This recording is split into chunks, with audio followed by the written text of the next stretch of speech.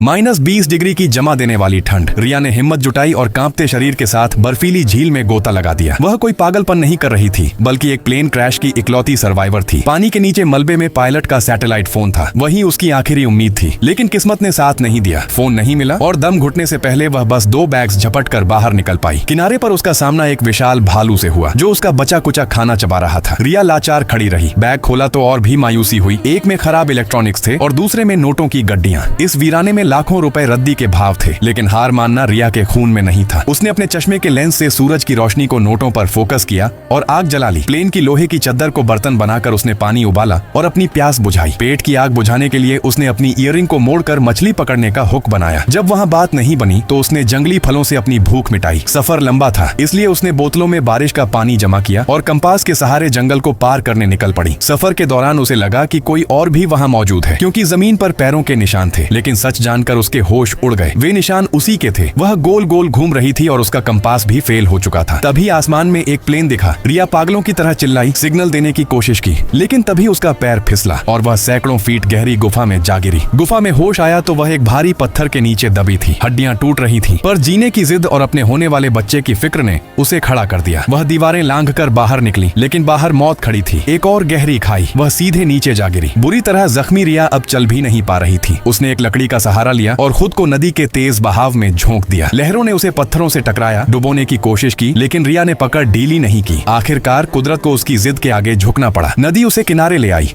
जहां उसे बचा लिया गया। रिया ने साबित कर दिया कि जब तक इंसान के अंदर उम्मीद की चिंगारी बाकी है, दुनिया की कोई भी ताकत उसे मिटा नहीं सकती।